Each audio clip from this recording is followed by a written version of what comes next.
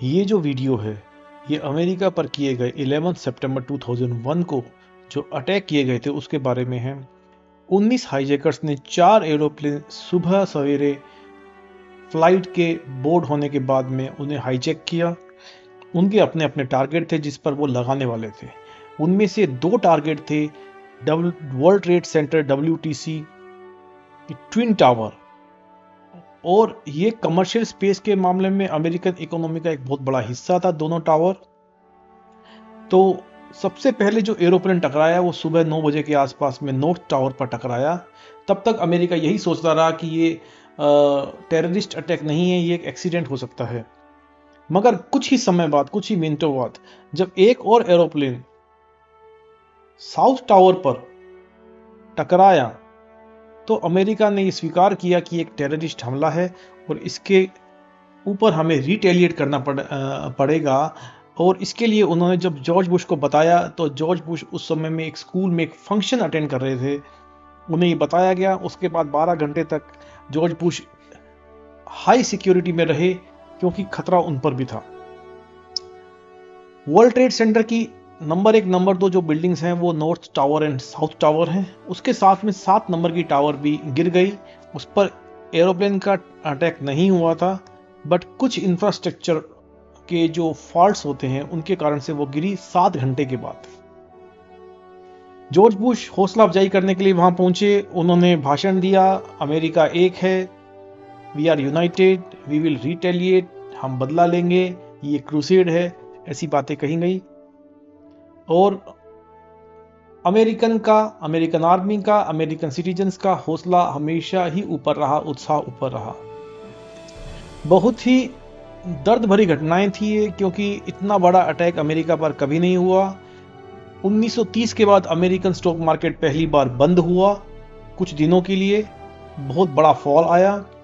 और जन की जो हानि हुई, जितने लोग मारे गए, उसका कोई हिसाब नहीं है, अलग अलग फिगर हैं, बट ऑफिशियल फिगर्स अलग हो सकते हैं।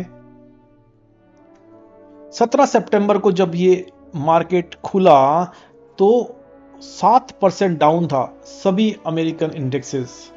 टोटल 10 दिन में 15% गिर चुके थे सभी इंडेक्सेस।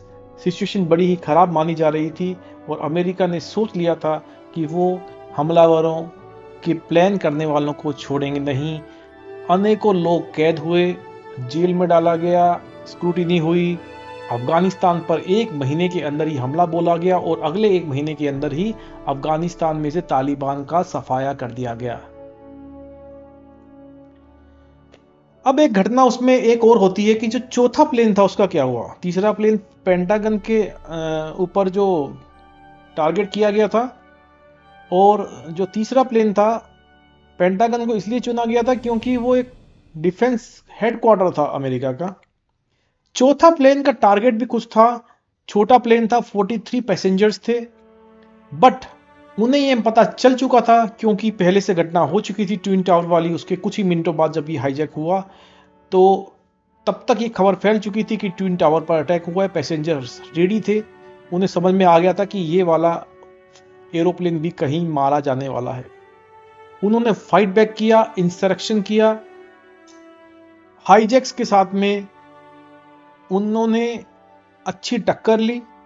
तो उनमें से एक ये वाक्य था लेट्स रोल, जिसको एज ए ट्रिब्यूट इस पर लिखा गया है स्टोन पे, क्योंकि लेट्स रोल जिस पर्सन ने कहा वो भी हमारे में से एक इंसान था, एक आम आदमी। हर आम आदमी के लिए बड़ी बात नहीं होती। उसके ये कहने पर 4 लोग उसके साथ आए, फिर 8 आए और सभी पैसेंजर्स के साथ खड़े हुए। हाईजैकर्स के साथ में हमला बोल के हाईजैकर्स को मजबूर कर दिया कि प्लेन को नीचे जमीन पर ही गिरा दिया जाए, ना कि टारगेट पर। तो ये जो सेल्फ सेक्रीफाइस की घटनाएं हैं ये हमेशा ही इतिहास में लिखी जाती हैं, समझी जाती हैं और प्रोत्साहित की जाती हैं। ये इनिशिएटिव लेना एक लीडरशिप की निशानी है, और ये वीरता के लिए ही आज भी हम उन लोगों को याद करते हैं। ये सभी वो लोग थे जिनमें से एक हैं टॉड बीमर, और आज भी इनका नाम इतिहास में रचा जाएगा। ये टॉड बीमर की फैमिली है। तो उसके बाद में एक और बात मैं बताना चाहूँगा कि जब ये American airlines and United airlines, ये 2 एयरलाइंस थी जिनके प्लेन हाईजैक हुए थे, उसके पुट्स कुछ ही दिन पहले खरीदे गए थे इस घटना से कुछ ही दिन पहले। और ये पुट्स खरीदने का मतलब ही ये होता है कि ये एयरलाइन के स्टॉक गिरने वाले हैं। तो ऐसा कहा जाता है, ऐसी किंवदंती है, ऐसा कंस्पिरेसी है कि ये स्टॉक्स गिरेंगे। तो कहीं ना कहीं किसी को कुछ पता था, कुछ इंस्टीट्यूशंस थे, कुछ लोग थे, कुछ बहुत बड़े फैट फिंगर्स थे जिन्होंने ये ऑर्डर लगाए हुए थे। तो पुट्स टू कॉल रेशियो 6:1 चल रहा था उस वक्त, इस हमले के होने से पहले ही।